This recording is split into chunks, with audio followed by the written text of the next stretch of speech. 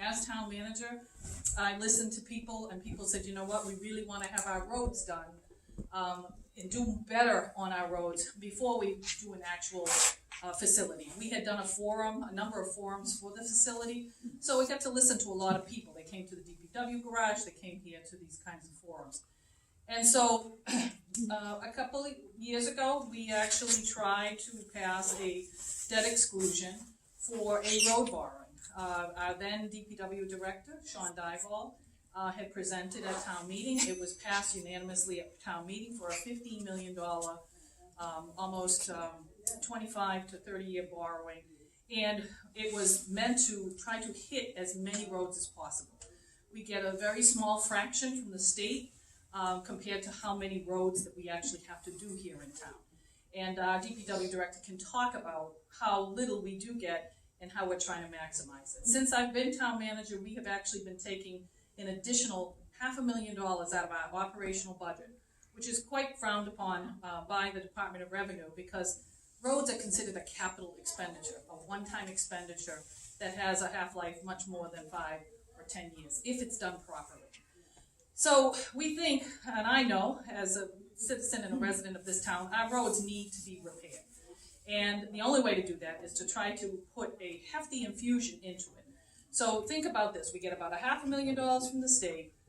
We have been committing out of our operational budget, which could be going to a lot of other things, $500,000 to our roads. We wanted to be able to show people that even with $1 million annually, we still can't get to all of the little side roads. And that the only way to do it is to do it the way many other towns do, which is they either borrow for it or they put it on as a road override. I feel that we can prove ourselves with a debt exclusion, and we came back to the townspeople this time around, not with a $15 million borrowing option, but with a $5 million borrowing option.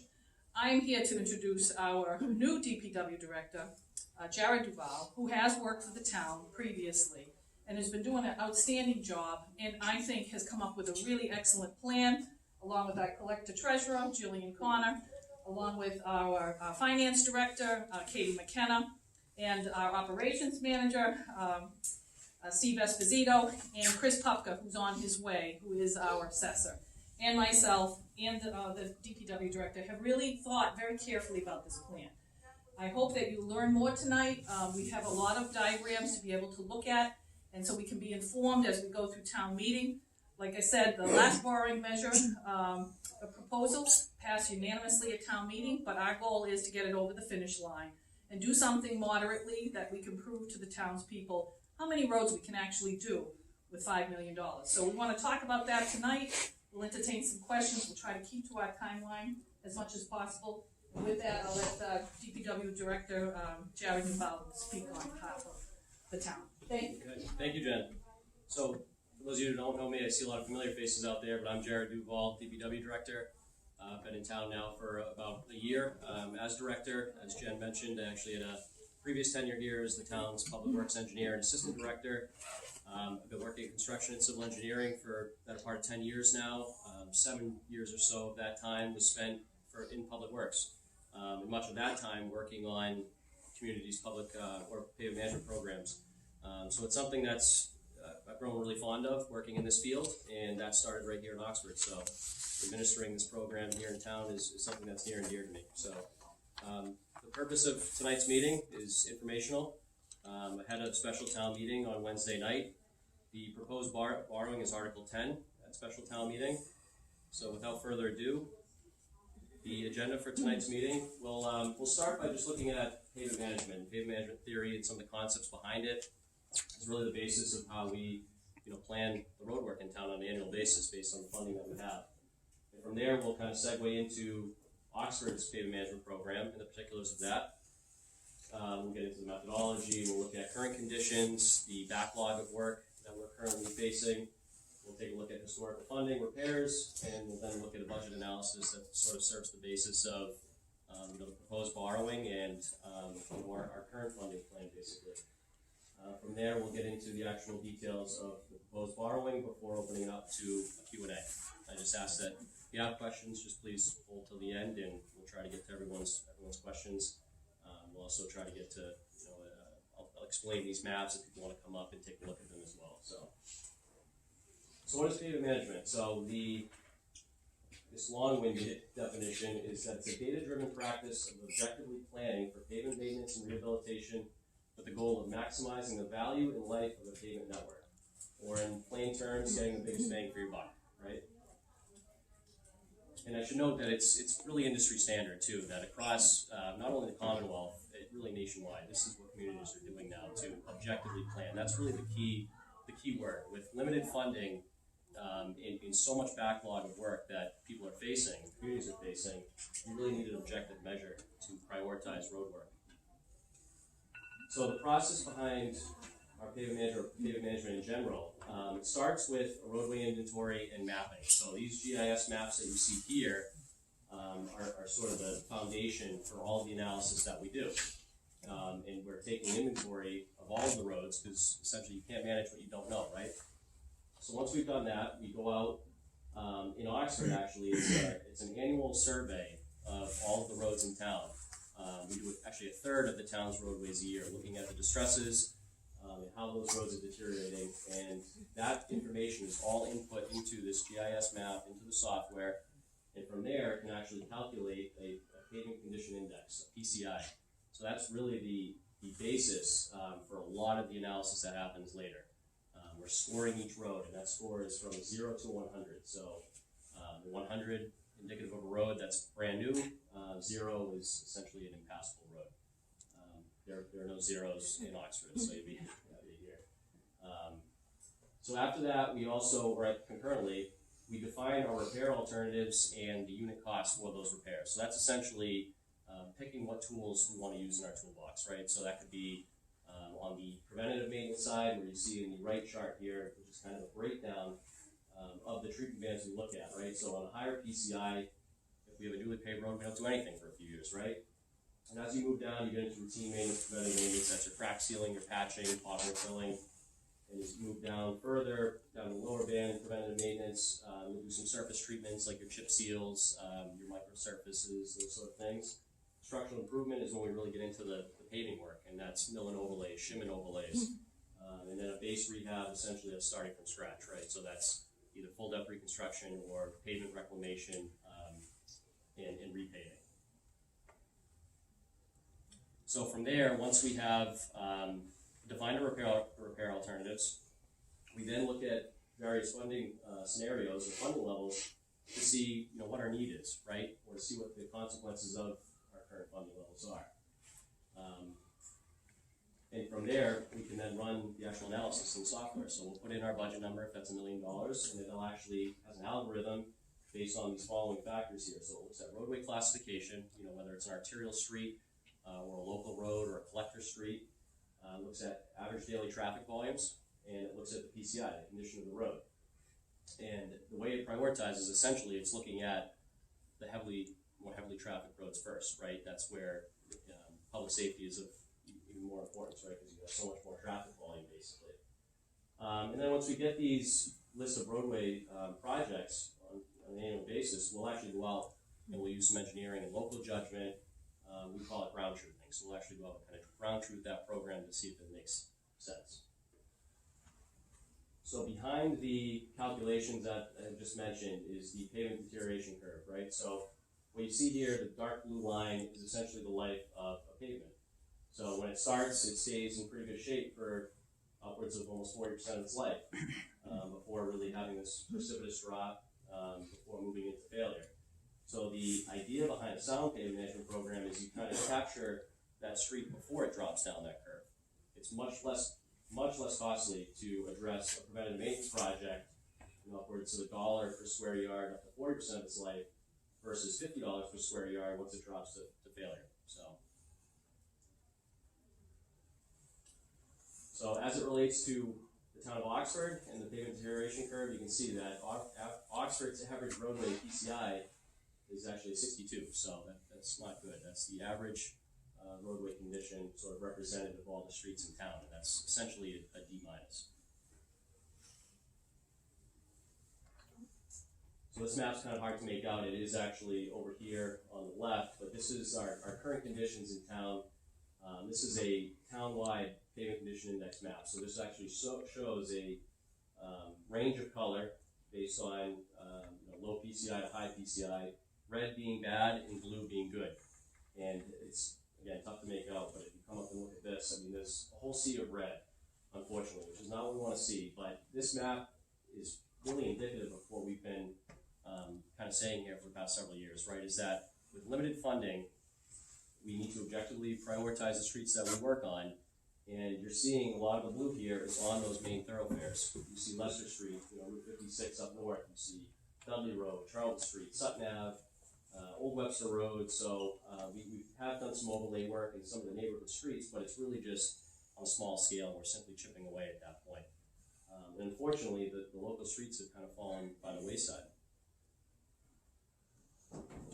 This is a distribution of those conditions. So this just shows the miles of road based on versus PCI. So you can see that there's a whole lot of miles of road in the town of Oxford here that are in the rehabilitation category. So what we really want to do, or are trying to do, is move those miles into that maintenance category. Once you do that, that's when you start stretching the budget further. Right? The costs are much less to do maintenance work versus the capital rehab work. So as far as the current backlog of work that we're facing, the pie chart on the left shows a breakdown based on miles of road. So this is kind of another depiction of that chart we just saw. So you can see that over half of Oxford's miles of roads are in the structural improvement category, which is not what we want to see, obviously. In terms of dollars, we're looking at upwards of nearly $20 million in backlog. That would be the number if we were to go out and fix every street today. That's essentially what the system is estimating the cost would be. So going through both the funding and repair history for Oxford's pavement management program, and the town manager spoke to this a little bit at the beginning of the presentation here. Historically, the roadway repair funding sources have come from Chapter 90, and traditionally that was all it was, and for a lot of towns that's still the case. And for the past several years, that's hovered around $500,000. So that's state aid from gas tax revenue. Each town's allotment is based on the public lane miles of roads, so not private roads, only publicly accepted roads, employment rates, and population. So that's how that's determined. And it's hovered around $500,000, like I said. Local contributions started around 2015-16, and it was varied from 150 to 360. That was based on DPW coming forward with these sort of analytics saying that it's just not enough. We're losing ground. And the $1 million scenario was really what we were showing that was needed to maintain that network average. So that actually, in 2017, is when that local match, 500,000, actually was kicked in. And from that time, we've done just what we've kind of anticipated, is maintain that network PCI of a 62. Based on the repair history data that we have available in our software, from 2014 to present, repairs made to spend about 25 plus or minus miles of Oxford streets that we've actually been able to touch with that money. So that ranges the full gamut from preventative maintenance, down to base rehab, essentially. And we do have a repair history map over here, which we'll be happy to discuss with folks at the end of the presentation. So in preparation of this year's plan and considering a borrowing scenario, we did a budget analysis, and we really looked at two scenarios, right? We looked at our current funding, which is the Chapter 90 plus the local match, which is $1 million a year. And then we looked at the current funding plus the ramifications of the bond, and the infusion of $5 million over a 3-year period. So what we found, before getting into more details, just a quick summary, is that current funding over the 3 years, the network PCI will be maintained as we expected. That's what the software is projecting. If we add the $5 million borrowing, you'll see a 10-point improvement in average PCI. So that's bringing the town's network average from 62 up to a 72. So basically a full grade improvement over where we are today. So why borrow then? Well, hopefully we've demonstrated just with some of the analytics and numbers here that the current funding simply is not enough. We've been going down this road for quite some time now, and again, we've tried to chip away at local roads and do the best we can with the resources at our disposal, but it's simply not enough to make a marked improvement. So Oxford's roadway repair budget at this point, it requires a large infusion to move as many roads as possible from that structural rehab band that we had shown and discussed into preventative maintenance. Interest rates are historically low at this time, so it's an advantageous time to borrow. And then, as town manager had also alluded to, that funding of capital improvements from annual operating funds is inadvisable and not really sustainable too. So outside the 3-year period, we'd be looking to move away from that if need be. There is local precedent, all this is a primary reason for it, but and again, town manager alluded to this. Other communities have done this. This is not a novel concept. Borrowing for roadway improvements, one of the more recent ones, the local ones with Spencer, I think back in 2018, actually borrowed $19 million to address their crumbling roadway infrastructure. So what can we accomplish then if we borrow? The $5 million, the plan would be to distribute that over the first 3 years of the bond. So year 1, it would be $1.5 million, year 2, $1.5 million, and then year 3, $2 million. Well, what it would equate to is essentially 32 miles of total road repairs over that 3-year period.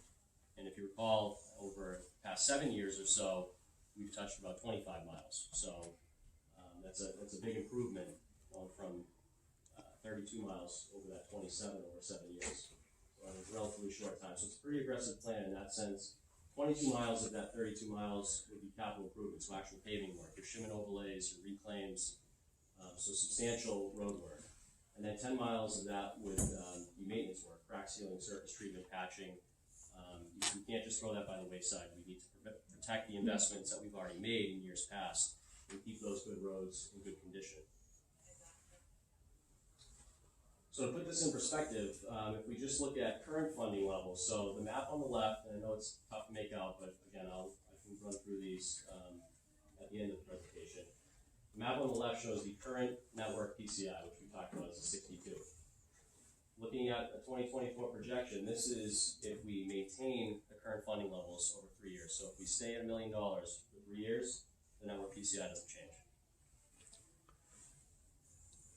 So if we look at the $5 million bond, we look at the current PCI average, and we look at the 2024 projection, we see that 10-point improvement up to a 72. And you can see, hopefully, even from there, you can see a whole sea of blue compared to the sea of red on the map on the left. So blue is good, that's what we want to see. A whole lot more roads that don't need to be touched and only in a few years will only require preventative maintenance. So then looking at comparing the current funding and the borrowing scenario with current funding, this is the actual roadway repair plan. So this shows the streets that we would intend to do as part of either plan, whether we get the borrowing or not. I do want to qualify these maps. What we're trying to do here is provide a demonstration, right? We don't want to just say we need the money to repair the roads, to actually bring forward a plan to say this is what we hope to accomplish or will strive to accomplish with that money. At this point, it's very early in the process, right? So the cost estimates that form the basis of this programming are very preliminary. There's a lot of factors at play from now until the time that we would be shovel ready, that the cost could change and the plan might need to shift a little bit, right? Ultimately, all these projects are subject to public bidding and prevailing wage. So, but anyways, map on the left would be current funding, and you see, kind of sparse map there in terms of the roadway repairs that we would program. But again, that's objectively spreading that $1 million a year the best that we can based on those objective criteria. And then with the bond, again, this hopefully you can see a whole lot more coverage there. That's representative of 32 miles of repairs. That's actually over a third of the town streets with that $5 million infusion. Oxford's got about 90 miles of public roads.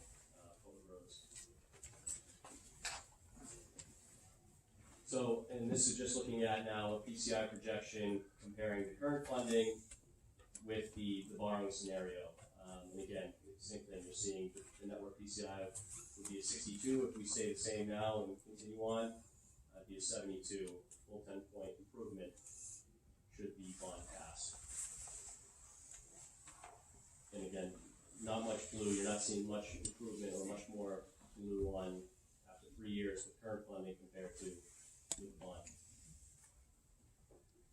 So I'm sure the question you're asking yourselves at this point is, what will it cost? Based on the estimates from our bonding agent, we're looking at, and the plan would be to borrow the $5 million, paid back over 15 years. The first 3 years would be essentially just interest, payments on interest, so very low tax impact for those first 3 years. And essentially, at this point, the approximation is about 26 cents per $1,000 in valuation annually. So the map on the left, or the chart rather, breaks that down as a monthly impact. And the 3 lines, actually the bottom line there, which is orange, represents the average single-family home value, assessed home value at $240,900 or $240,900, excuse me. And it maxes out on a monthly basis at $6.25 approximately. And that's actually once it gets into year 4, it starts to level off. That would be the max tax burden, additional tax payment basically. And it averages out though over that 15 years at $5.18. And then looking at another scenario for a $450,000 assessed value, it averages out to about $9.68 additional per month.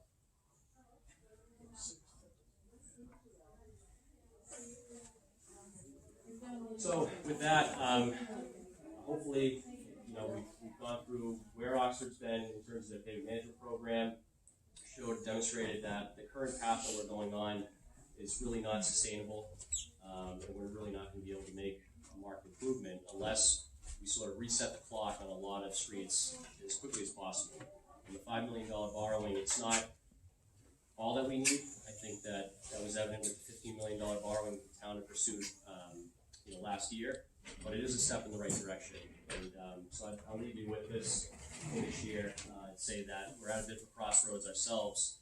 The town is anyways, in that come special town meeting on Wednesday, the town will have to decide ultimately. It's up to the town, not myself or the town officials, right? Whether we go down the route that we have been with current funding levels and hope that we can chip away at some local streets, or do we, or having heard this presentation, heard the information that we'll present obviously at town meeting, similar to what you've heard tonight, do you feel well informed enough, or are you well informed enough to decide that this is worth paying for? And if so, you have to make a big improvement, big step forward in addressing its crumbling roadways. That's all that I have. Thank you. Questions? I'm just wondering, I think things are very helpful for people to understand, and if I might be able to, when people are asking questions, at least pass them around so people can actually see them, and then maybe that will help answer some of your questions. I'll go in order that he has them, the repair history, and the current PCI, what we'd be able to accomplish with what we have, and then the $5 million borrowing, so that you can see if that sounds reasonable to people. Would that be helpful? I think so. Is that here? Yeah, folks. I'll start there. Yeah, sure. So, nice presentation, and as in the past, I think it's been short-sighted when people don't vote for something like this while the interest rates are low. So one question is, what's the interest rate? Yeah, sure. Let me, Katie, do you have the borrowing schedule on you? I can answer that. So we wouldn't know what the interest rate is until we went out to borrow, but we are guessing that the first year, because it would be a 3-year ban moving into a 12-year bond. The 3-year ban, we're guessing our last ban was 0.33% interest. We're thinking it's going to be a little higher than that. We're guessing around 1%. That's what the figures were drafted on.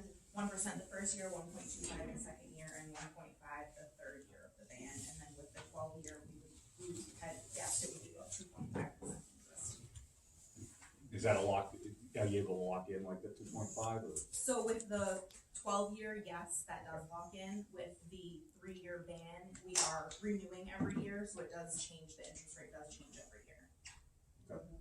So yeah, again, makes a lot of sense. Any we hear a lot in the news around the infrastructure package that's being voted on at the national level. Does that get to the local level ever? We don't know yet, and actually, Jen, town manager may have more details on that, but that's not something we considered as part of this, but obviously that would certainly help us out on the local level should we receive that. Work around. But I've not heard anything definitive on that. Yep. Now, you said you wanted to borrow for 3 years. It took you 3 years to do 1.25 miles of Charlton Street. You did it 3 times. That was a state project, though. That was a TIP project that was funded and overseen by Mass DOT. And this isn't gonna be? None of these roads are gonna be done by the state? No, this would be all under our purview. On the local I was level. wondering if the crosswalks are gonna be done in this century. No, they will be, yeah. Well, there hasn't been anybody who showed up in the past 2 weeks up there. I don't know that that's true. I think That is true, because I put a rock on one of the tracks up there on they'll be the there lifting tomorrow. machine. You'll see some activity tomorrow.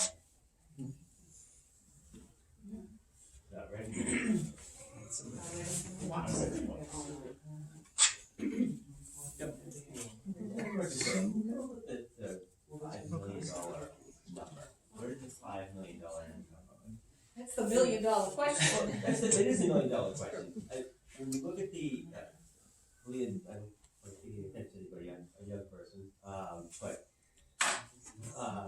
we're talking about such a small impact on our tax rate, okay, to accomplish such a major project. Why is it so low? If the interest rate is so low and the borrowing is a prime rate now, you just look at 5. Do I support the project? Well, we come up with a $5 million number. Jen, you Well, we came together as a department, heads, you know, we want to do something.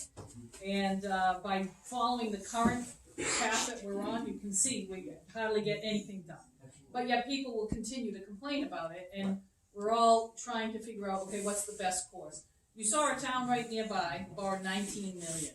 We had proposed 15 million over almost 30 years, right? So that didn't pass at the ballot, but it passed at town meeting. Taking that into consideration and knowing we, you know, just got through the pandemic and, you know, we're still, you know, dealing with some of that, we recognize that that might have been too big of an ask. But people still want their roads done. So we're coming back with something to say, you know, if you provide the funding, we will show you how many we can get done. And it's almost like if you build it, okay, they will come. So we feel that if we give this amount of money into an infusion, we can predict pretty, you know, reliably, because we're using, you know, pavement management systems, we're using the conditions that are actually there, along with a data-driven process, that we can reliably predict that we can get to these roads. And if we can get to these roads, and prove to the rest of the townspeople who we might not get to their road yet, we will come back again and ask and see if people feel that we're making substantial progress. I mean, to be able to pave that much road in that period of time, I think the DPW director did a very good job in articulating how long it will take us to ever get to 90 miles of road in town.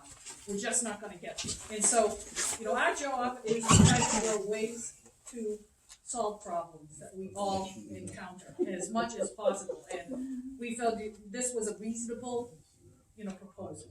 And we're thinking that it is an excellent time. Our finance director, our treasurer collector, you know, and our bonding agency,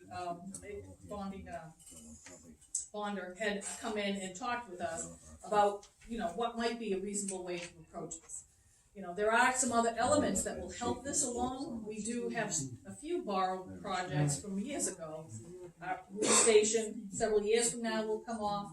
That will help us absorb some of that feeling on the taxpayer. But we thought, you know, the $5 for the average household was reasonable, and for the very upper household, the $9 approximately is for a house that is far more expensive. But that's a, you know, a per month cost, so we figured that would be fine. And remember, this is not permanent to the tax rate, right? So, you know, if we fail, which I have every confidence in our DPW department that we would not, I think we would really show people how much we can accomplish. But if we ever did not do the right, you know, job, and people didn't think that it was worth it, it's not to the permanent tax rate. So it goes away you know, after that period of time. It's not permanent. Good question, thank you. Yes. Yeah, in an attempt to understand how wisely the money is being spent, one of your slides said that since 2014, there was 25 plus miles of road that had been repaired. What is the current condition of those 25 miles, and what's the PCI of those 25 miles today? And also, you said that with the borrowing project that you would expect 32 miles at a PCI of 72.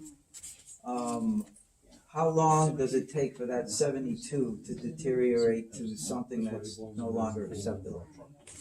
So you'd have to look at, to your first question, I'd have to look back. I don't have the PCI of every road. We could look at, I mean, I do in the database, I don't have that here tonight. On the PCI map, though, if we were to go through our various route lot, that PCI map is going to show what we may have already been to those streets and done some crack sealing. Certainly we have actually. We've gone back and done some crack sealing, preventive maintenance to those roads.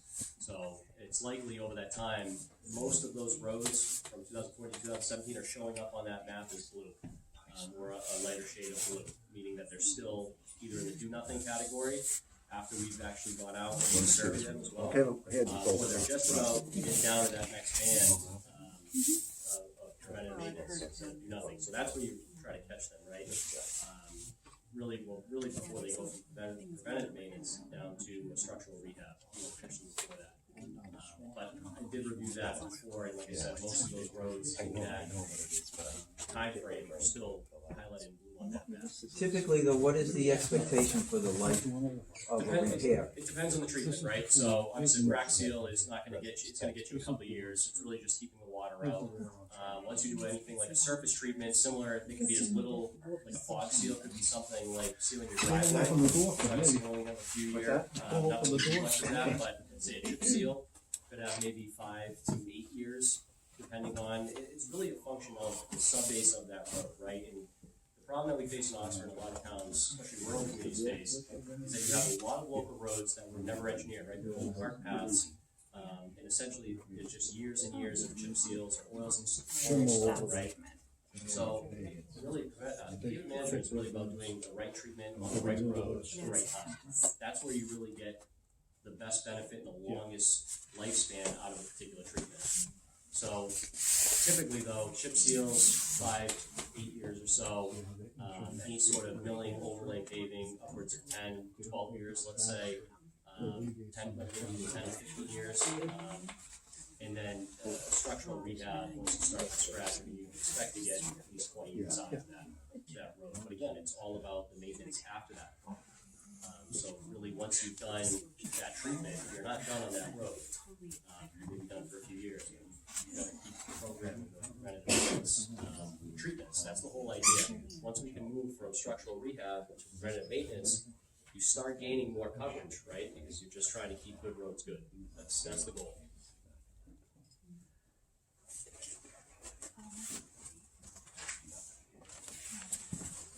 Why don't we do any more, why don't we do chip sealing at all anymore? And we haven't for 7 years. We haven't done it for maybe even longer than that.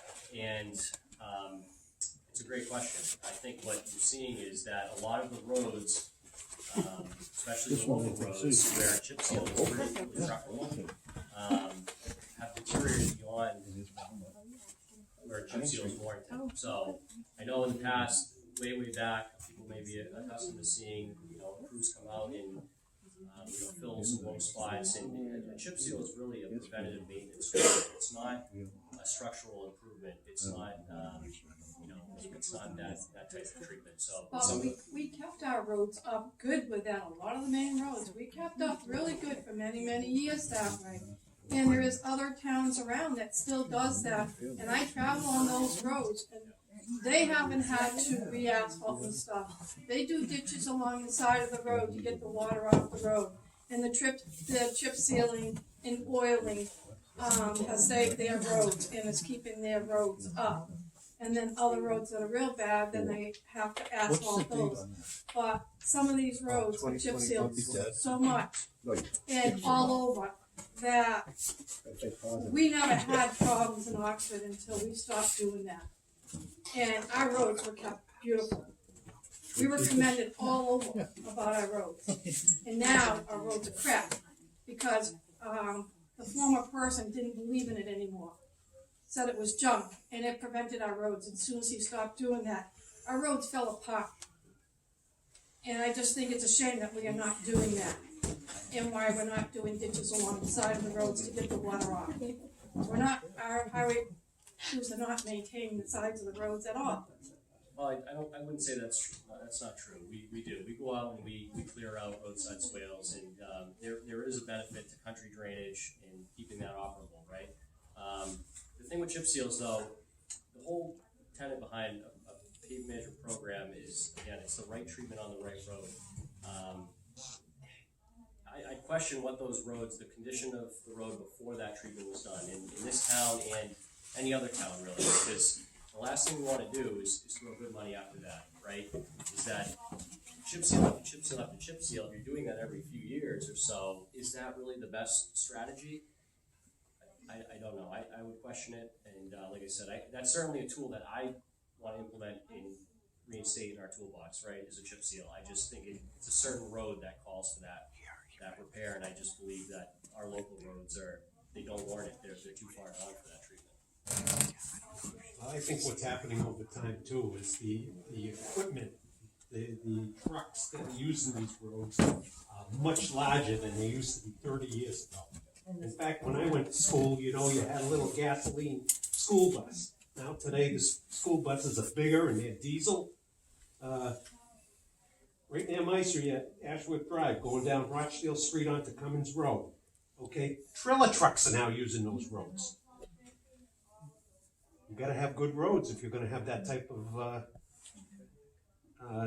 truck traffic. Yeah, it's And look at your garbage trucks.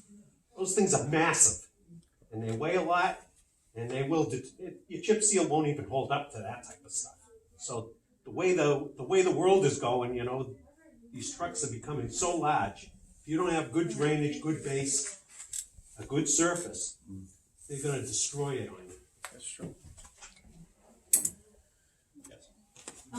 Jared, I know a handful of years ago, we did go through a process and kind of, I don't want to say numbered, but evaluated all of the roads. So there was kind of a hierarchy of those roads. Last I had heard that was a bit outdated. So my question is that would we have to do that again? And that is the cost, if we had to do that again, is the cost part of this, is part of this debt exclusion? And then my other question would be, if that was the case, how often do you have to do that? Meaning, would you have to reevaluate the roads after year 3? What I'm trying to get to is I'm trying to figure out how would you prioritize what roads would be done? Yeah, so we do. We do that on an annual basis. Okay. We reevaluate, and we do it in thirds because things don't change too much from year over year, right? So if we can get to the whole town every 3 years, which is what we do now, and it's more budget friendly that way too. Sure. We do just that. We go out and resurvey a third of the town's roads. That data is input into the system and becomes the new basis. And when all these scenarios are run, we program out whatever number of years we're looking to make the repairs over. It actually deteriorates the PCI as part of that analysis. Oh. So it knows if we're going to do this road in year 4 or 5, it's using that deterioration curve to estimate when it'll deteriorate to. So because it could be programmed, we could be looking at things now, but in 5 years it might go from mill and overlay down to a reclaim, and the cost goes up. Right. So all of that is captured in the system and in our program. Gotcha. Is that something we do internally, or do we have to go out and have that done? We do it a mix, but we do have a consultant that assists us with that. So they actually go, it's a capacity thing, right? We don't have the means to send people out, and analyze the road and have that expertise really to do it uniformly too. It needs, these people are trained actually in doing that, identifying the surface distresses. So they go out, they'll do the surveys, and they'll manage the data basically for us. Gotcha.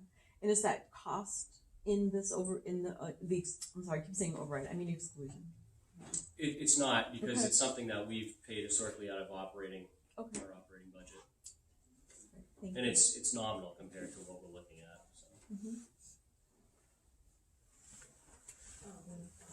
Basically, a question I have is, will the life of the road repair, outlive the length of the borrowing? That's a good question, yeah, so, if we're doing a surface treatment and we are doing maintenance work as part of this, we're proposing it anyways, it may not, there may be other work, that needs to be done inside of that 15-year period, if it's merely a surface treatment, because the lifespan, it might not approach that. But if it's any structural improvement, we would hope to get, like I said, at least that. It could be 10 to 15 years. It's really what we do from after the 3-year period too, right? Yeah. Once we've made this investment, then we can spread the budget from that point forward, hopefully on more preventative maintenance, right? And in that 15-year period, we may be going back to we'll certainly be going back to crack seal those roads and protect that investment. Okay, thank you. I do have a question. On some of these roads, are we gonna notify the utilities to make sure they don't have plans to, like say we do a road and then Sharon decides they've had plans to put down water pressure and make sure. Yes, of course. Yeah, we do that. We do that on an annual basis. We'll communicate with Aquarian, with National Grid, all utilities to make sure that they've got nothing planned ahead of time.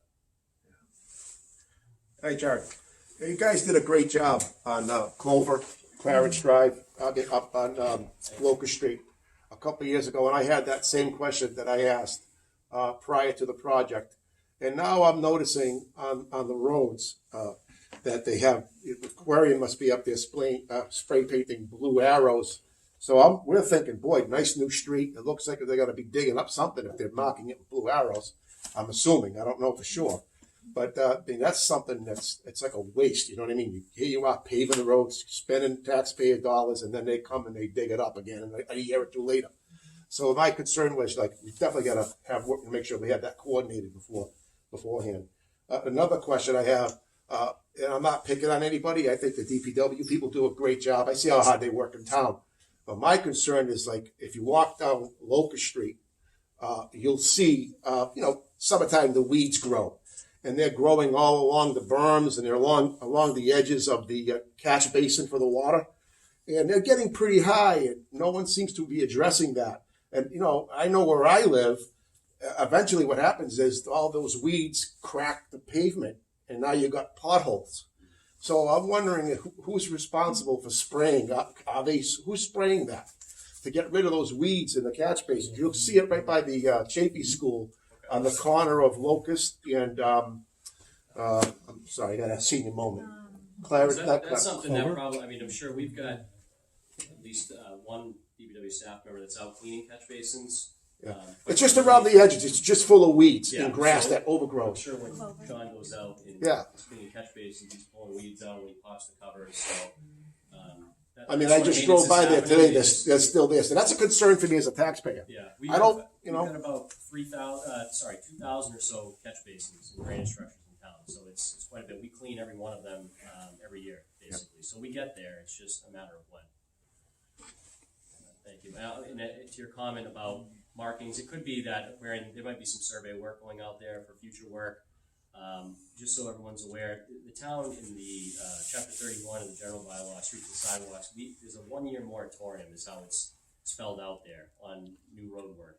And there may be some discretion left up to the superintendent of streets, but that's typically what it is. So it's, beyond that, if a resident is looking to tie in gas, I actually was just talking to a resident today and National Grid, and they're outside of that year period, technically they could come to us for a road opening permit to do that work. And it's unfortunate, but, that's something that we're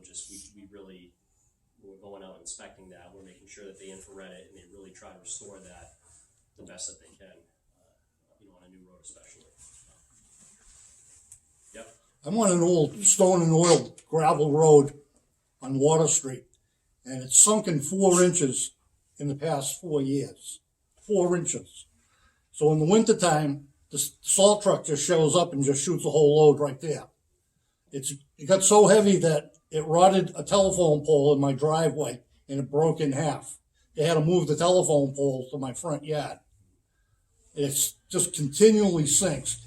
Today would be a perfect day for you to take a ride down Water Street and enjoy the pond. Because the road has got a big, huge dip in it and the road is sinking. It's an oil and stone road, like we said, on a subbase that was never engineered or designed for the traffic loading it's seeing. So that's why you're seeing these roads settle like that. There's really not much structure to layers of oil and stone. So if these roads were designed today, you'd do a traffic count. You could assess what the percentage of truck volume was on those roads. Yep. You'd have 12 inches at least of processed gravel. You might have 3 inches of a base. You could have 6 inches of asphalt, and then you wouldn't be seeing that. Well, now the water's getting so bad that it's running over to the railroad tracks, and you can watch the trains buckle the Are you talking tracks. about if you're coming off Main Street before you hit the tracks? No, after Water the Street? tracks. Okay, because we are addressing, we have a small paving project that we're gonna try to actually complete part of it, the base course of asphalt. We're gonna be paving East Main Street and Water Street there, from the tracks back out to Main Street. Yeah, this is after the tracks, Okay. heading towards New Street and down the So end we of would the have to road. program that in, But you can actually see the train move the tracks a good inch. That's dangerous. And we Yeah. did just do a repair to that grade crossing, right, a year or two ago, in coordination with the railroad. Similar to what we just did on Holbrook Road, where they ripped everything out, they replaced their rails and everything, we paved that back in, but that's just at the tracks, so Right. not what you're talking about. Yep. Real quick, when you, just, first of all, thank you, obviously, this has been very helpful, and I appreciate being able to ask some questions. When you say that Oxford has 90 miles of road, give or take. Give or take, yeah. Is that including the roads that we as a town are not responsible for, meaning 290, 395, Main Street, No. all of that? So I won't hold you to the number, but if you had to guess, would you say that there's about 10 miles of road that we're not technically responsible for? It could be more than that, but that's not a bad estimate. But you look at your private ways. There's quite a number of private Yes. ways in town too that add up. So I think I could get that figure though for you. Yeah, We have them mapped in our system, but they're automatically excluded from our programming. Gotcha. So, Yeah. so in reality, we probably need to look at like 85-ish, or miles of road or whatever. So it's really kind of the town road. No, the 90 those are town roads, public ways. Yeah, all of this analysis is based on the 90 miles, which are all public. Which are our responsibility, Our responsibility. Yep. not the state. Not state. Yep. Okay. Nobody else but us. Sweet, thank you. Yep.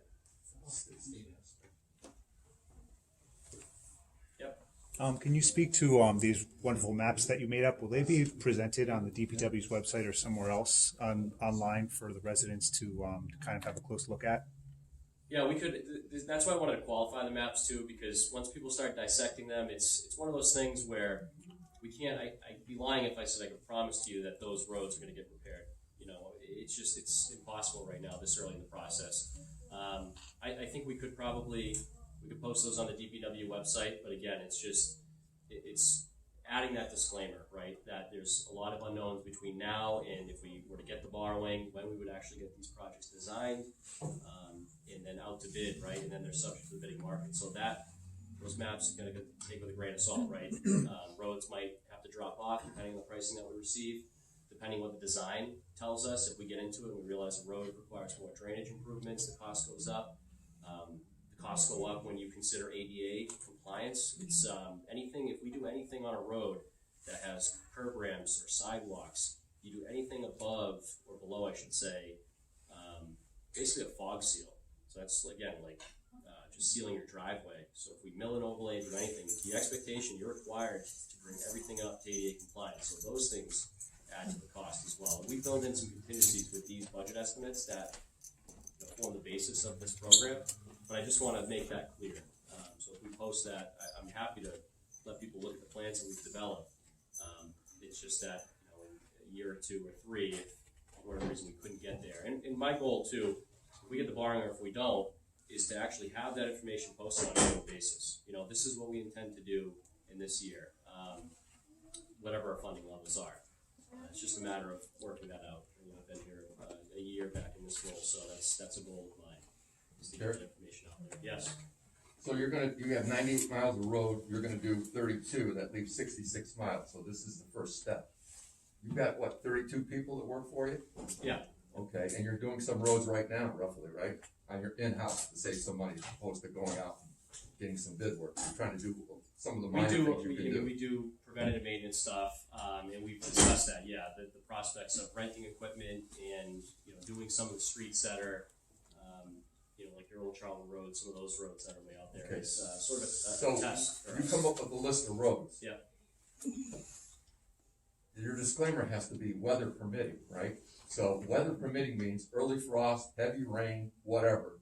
Where we're gonna do this road, but we're clearing trees, or we're doing, with this road deteriorated because of the heavy rains and it washed out the road. I would say that a majority of the work that is contemplated with this borrowing is gonna, you'd imagine bidding that out, because we could package these things into large contracts and get economy of scale that way, right? If we're putting out, you know, 6 or 7 streets in the end of winter, you know, when all these contractors are trying to line up their work for the summer, it's just, and they have the capacity, right, to program these things and schedule them with much more force than we have internally. But it is something that we've talked about. I know before I came back, there was discussions around that. Can the DPW rent some equipment and just purchase the materials essentially and do roads themselves, or ourselves rather? So I think that's something that we're definitely talking about doing going forward. But as far as what you're gonna do, is weather permitting, right? I mean, if you put a list together and everybody says, okay, but you said, last year, you said you were gonna do my road. Yeah.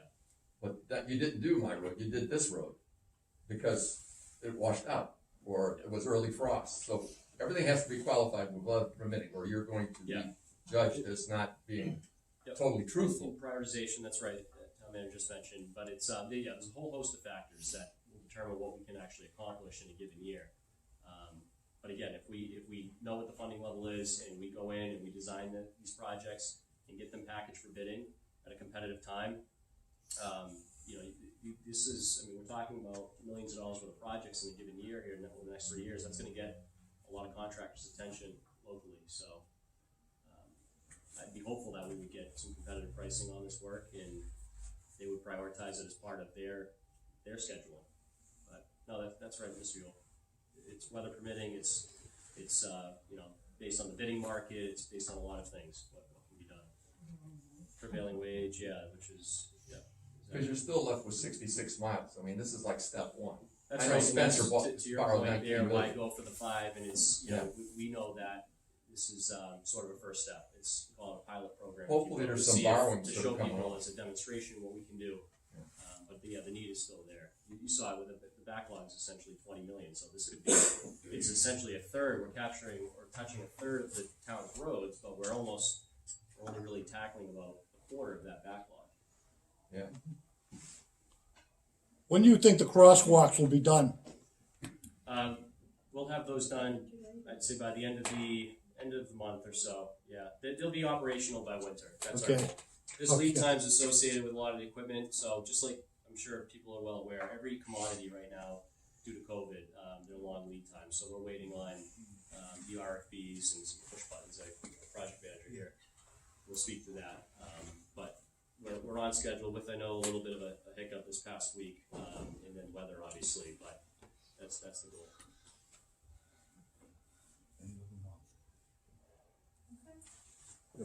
What about the road that's been closed forever? When is that ever gonna get done? Are you talking about Sakurapa Yeah. Road? So we're on track too to open that up. We've got a contract in place since the beginning of the spring here. We've got a contractor out there and the walls are all poured. The bridge structure has been replaced basically at this point and the road is being rebuilt. So we're hopeful that that'll be open by the end of October, early November as well. Certainly before the snow flies, that's our hope. To his point of I'm sorry. I think Yeah, just, someone had a question. Early on, you talked about prioritizing the repairs, which roads come in first, so to speak. And you mentioned that the more heavily traveled roads get the priority.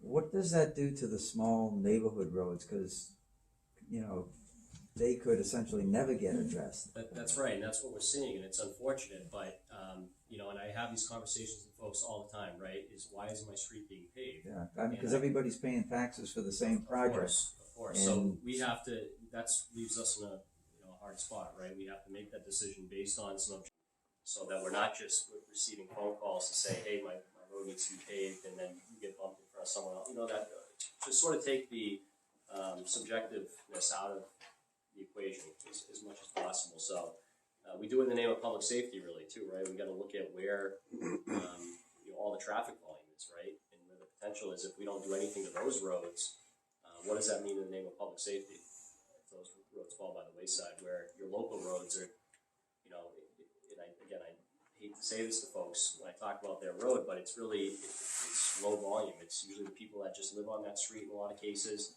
that are using it. So we have to prioritize somehow with limited funding, and these are the criteria that are really industry standard, and make the most sense. Is looking at the main thoroughfares first. They unfortunately get first. Who is actually gonna do the design for the repairs of the road? Who is actually physically going to do it? So I think that we could do a lot of this internally. You know, that if we're looking at, especially for, you know, if we put out a package for shim and overlay and preventative maintenance, those are contracts that shouldn't require a lot of design effort. If we run into a couple streets that are down in the base rehab category that need extensive drainage design or some other things, we may have a consultant assist with that. But the idea looking at these streets, that was really, the main goal was to get into the local streets to the max extent feasible, and spend all the money on projects, not on design work. But again, once we get further into design, there may be a need. There may be a need for some outside help. I have a question. Is there any grants that are going to be coming available to help us service these roads? I know sometimes if you have an interconnecting road, the state comes out with grant money. Are we going to continue to pursue grants in addition to this? Absolutely. Maybe lower that cost a little bit? Yeah, I mean, we'll look at it. It's tough because there's really not much in the way beyond Chapter 90 in terms of aid that's just for road work, right? The state has a lot of programs out there now where they're looking at, you know, multimodal transportation. Just, I mean, case in point, right? The Main Street Pedestrian Improvements Project is funded nearly entirely from a shared streets and spaces grant, looking at improving pedestrian safety or promoting walkability, that sort of thing. So you can sometimes lump a roadway repair project in with some of those funding, funding avenues or grants, like Complete Streets, for instance. If you have a road job where we're going to, you know, add sidewalk or do things, add a bike lane or something like that, the state looks at that favorably. You can receive up to $400,000 in Complete Streets money. But that would be it. It would be something to maybe subsidize a project but not fund it entirely. I mean, that's sort of what you're doing on Main Street. One of the issues we had in safety, not part of the whole program, but we got $400,000 to do that portion of road. Yep. All right, thank you. Exactly. Yep. Well, yep. Is this being voted on at town meeting or ballot? Both. Both, town meeting Town first. meeting first, yeah. And I assume you're gonna do like a quicker version of this at the Yeah, town I'll try to meeting? pare it down a little bit, yeah. For those who didn't Exactly. come. Just trying to, and I guess to his point of getting on the website, I don't know if you can put the posters up at the actual voting, you know, if it gets past town meeting. Yeah, that'd be our intention. Yes. Just to get people not to just check no, because it's gonna be $5 more per month. Yeah. Thank you.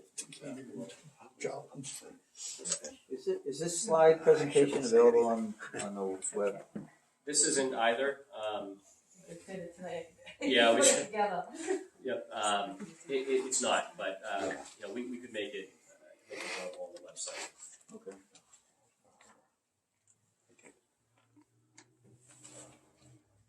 This is actually more to the town manager. The annual spend rate for this bond kind of seems to correspond somewhat closely to the free cash that's projected out over the time frame. And I was wondering how the town manager intends to kind of make the sale to voters who aren't going to necessarily want to pay for bond when there's so much free cash coming in. Sure. I think anybody who's been watching our actual capital spending plan will see that this town has so much deferred maintenance and so many projects that have not been addressed, that we have millions of dollars of backlogged infrastructure that we're trying to address. It's not just about roads. It's about having a stove like that, because now we have an incredible program that feeds the actual seniors in this town that's so successful that we needed to actually buy a convection oven that we didn't have before. We had to make upgrades to a commercial kitchen in the senior center. Those are small projects. We had the envelope of the town library that was actually, we thought was going to be a simple procedure. We found out the entire wall was crumbling in on the building, which meant we had to spend more money. There is so many millions of dollars worth of infrastructure that we need to improve, that it isn't just about roads. It's about all the buildings that we have, and it's about how do we share that among the municipal side and the school side, and how do we do that in a way that doesn't get us into the same thing that we're dealing with the roads, which is we bypassed it for so long, and now it really costs us a lot more money. So it's we do have a 5-year capital spending plan. We do prioritize our projects every year. Our job is not to just fly off the handle and go in one direction just because it sounds popular, politically it's expedient. It's really looking at how do we share the money that we do drive up in terms of revenues back to the town, or surpluses that we're able to gain because we do things more efficiently, more effective, and we're able to also save and put more money away for those major projects. So, you know, when we're talking $5 million and you're gonna build a school, we're talking tens of millions of dollars, right? So we have to be able to still address things that are hazards. You know, we have a proposal to take down a building. We thought we had enough money just to demolish it, like we did another building called the Wooded School. And we found out after doing the hazard assessment that it's loaded with asbestos, and our $50,000 that we thought we could take the building down is now $197,000 because you have to do hazard abatement. We can't let the building sit there. It's close to a playground. It's a problem with safety, and it's falling in on itself. So that's, you know, it's been on our 5-year plan. We tried to address it one way, but like the DPW director says, sometimes we get into a project and find out it is more costly, and it's not because we didn't think about it. Some of it is we find out aspects of it later. So I would say that if I were to take $5 million, let's just say if I had $5 million in free cash and dump it right into roads, I would be doing a disservice, one, for our actual 5-year capital plan, to look at how do we disperse and bring our projects forward for every department. I would do a disservice to that, and I would also be doing disservice, I think, to taxpayers, because we have things that need to be done. By law, some of the things we let go that we can't, let go. We can't let people work in a building, let's say in the OCC, without a heating system. So the previous year we had a $700,000 major heating replacement in that school that is ancient. Could we have not done it? Sure, but then we wouldn't have Oxford Community Programs in the school building department, which was upstairs. So some things we just have to do, by legal wise, but we also have to do it because it's part of our overall plan. So I would say that there comes a time where sometimes you have to borrow money. We're using a lot of operational money for roads, which is frowned upon in the Department of Revenue circles. So we wanted to show that it can't go very far, and that would be something I think you're going to see people talk about. How much can you pay? We have a lot of people who are very glib. Why don't you just pay 50 feet of the road? And I think what you're seeing tonight is it's a lot more than that. And that's what we have to sort of make everybody realize and come back to the center of how do we borrow for those things that we need to borrow for, and how do we take care of it based on chasing down all the revenues and all the grant sources that we can get. We are lucky that we got the $400,000 to do pedestrian improvements. I applied out of my office with the former DPW director. Previously, we didn't get it that time. We were lucky because that grant program has gone away. It was something that came up during the COVID time.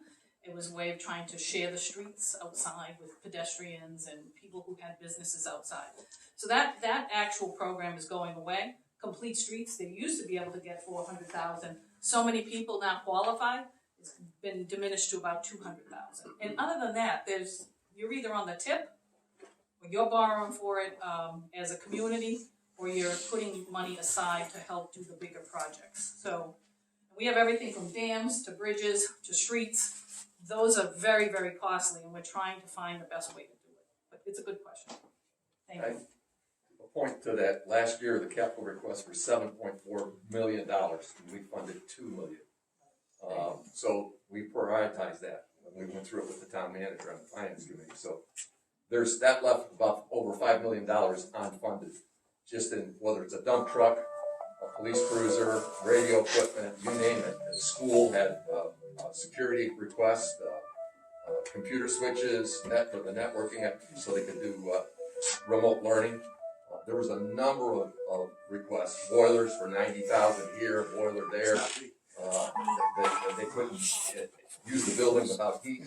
So it's a tough situation. And then on top of it, then we're matching that chapter 90 money with $500,000 every year for the last 5 or 6 years. So it's $1 million to keep it at a PCI of 62. So we're not moving forward. We're not moving behind. And I gotta say, this is the first step, because you're in it for $1 or you're in for a dime. I don't know. And the problem we have, it passed at town meeting. It didn't pass at the ballot box. So if we're all supportive of this, it's going to behoove us at town meeting, if they're supportive of it as well, again, to get the people to the ballot box. And I know there's bonding money that previously was borrowed for other projects that's coming off. So we talked about what this is going to cost us, but we really haven't talked about, after the 3 years, there's a netting where it's going to be diminished because we have borrowing that we will have retired, that we're reducing the tax rate while this is increasing it. So you're looking at a net number that we really haven't put a number to, the net number. But I leave that to another day, because we're going to be back at this again in 5, 6 years, because there's still 66 miles that haven't been touched. Like Spencer borrowed $19 million, and they did it over 15 years. This is not new. Other communities have done this. So this is not a new idea. But, the roads didn't get there overnight. It's nice to be in a 300-year-old community, but the roads were cart paths and there was no underlayment, and we're paying for it because there's no road base on a lot of these roads. And I don't know how you're 32 guys plowing with the dips and turns, and I don't know how the residents that live on their local roads drive them, but they were cart paths, and they were just paved over, branches were put down, a little rock here and there, 300 years, and there's your road. And that's what we're stuck with. So it's a sad situation we find ourselves, no question about it. We're not going to get out of it overnight. Well, I appreciate everybody coming this evening. I think the director does as well. We're going to stay for any other additional questions. I think we'll be here for about an hour for the presentation portion. And obviously, I do want to thank our finance director, our treasurer collector, also our project manager. Sorry, you were behind me. I didn't see you earlier. Our director of planning and economic development is back there, Tony Sousa. Chris Kupka, our assessor, is here. Our fire chief is here as well for public safety proposals, and our retired treasurer collector is here as well. So we have a great number of people who can hopefully answer any other questions. I appreciate everyone for coming this evening. I thank you, and we look forward to seeing you on Wednesday at town meeting. Thank you.